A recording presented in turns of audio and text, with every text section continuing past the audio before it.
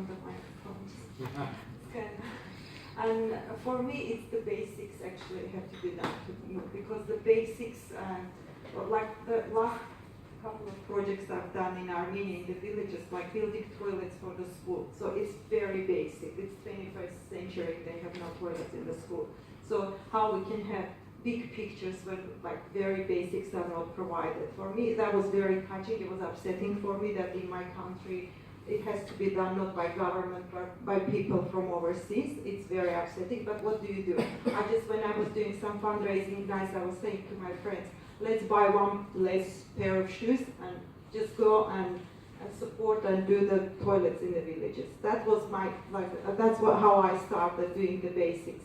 So I'm sure in Jatin village they have these very basics they need. And I know Astrid didn't mention these very little things like the toilets, I don't know, what else, the books you already said. And for me it's very important to give these little kids good education so they'll know that they can do more, like maybe provide some computers to start with, maybe teach them some basics, computer skills and stuff like that. For me, that's the most important to start, to be honest with.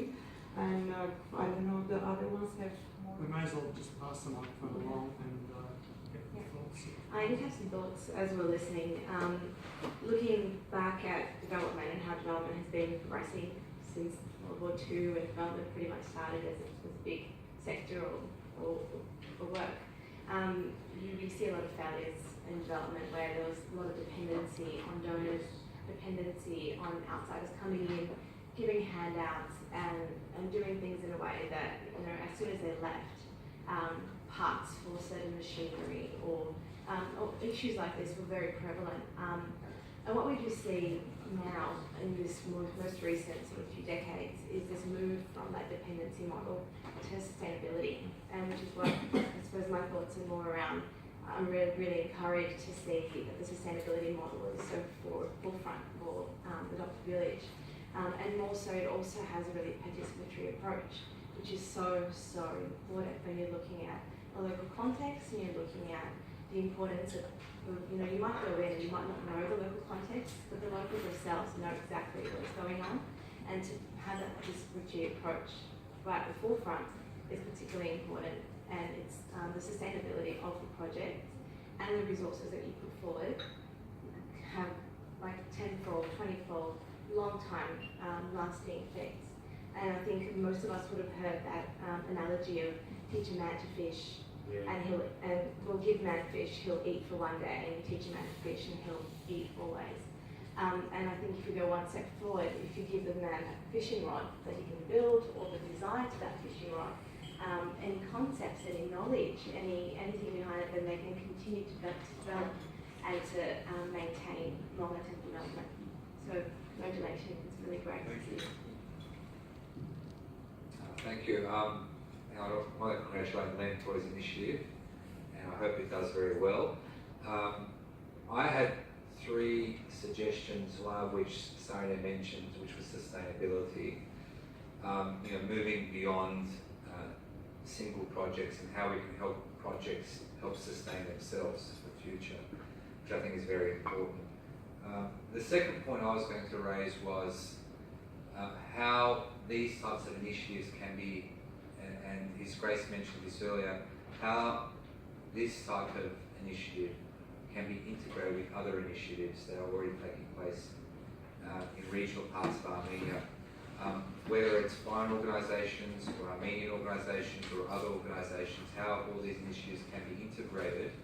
So, in addition to identifying local needs at that period of time, is there any other gaps which current organisations are not feeling at the moment?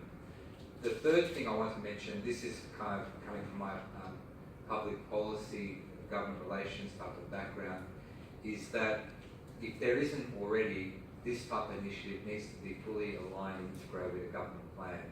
All the madrasas in Armenia, there's 10 or so madrasas across Armenia, particularly in regional areas, actually need a plan. Now, I was surprised because we talk about technology sector.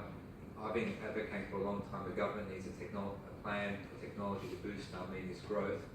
And you know, the Armenian Prime Minister suggested they need a technology plan when he visited Synopsis only a month or so ago. And that is kind of a very obvious area that needs a plan.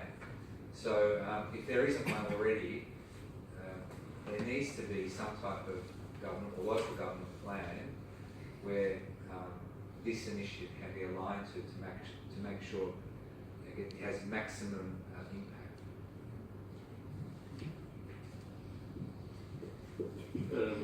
I'm happy that first that Adaptive Village has adopted the Yerevan region to start with, because it's one of the beautiful sites of Armenia, which has no heavy industry.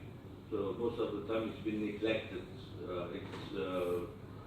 Historically it's very rich, many historical churches, beautiful sceneries, but tourists most of the time they go by the path of the main road. So picking a place like Shadin is out of the way a bit, but it's good because it helps the surrounding areas. My experience with a village next door, which is 10 minutes, Yeregis, which was mentioned just a while ago. We have Yeregis, it's a small village, comparatively speaking, to repair their water system, which was not repaired for the last 25 years. And this is a small village which was previously an Azerbaijani village. So when the Soviet Union collapsed, they went and the newcomers, which were basically refugees from various parts of Armenia and maybe Azerbaijan, they've been left with nothing.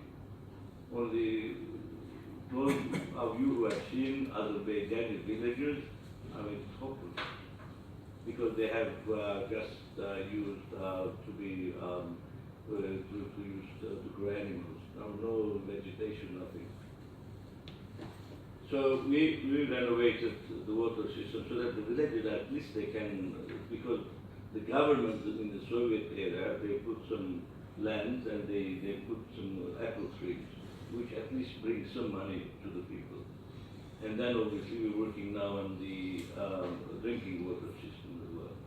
What bothers me, besides that these are villages where people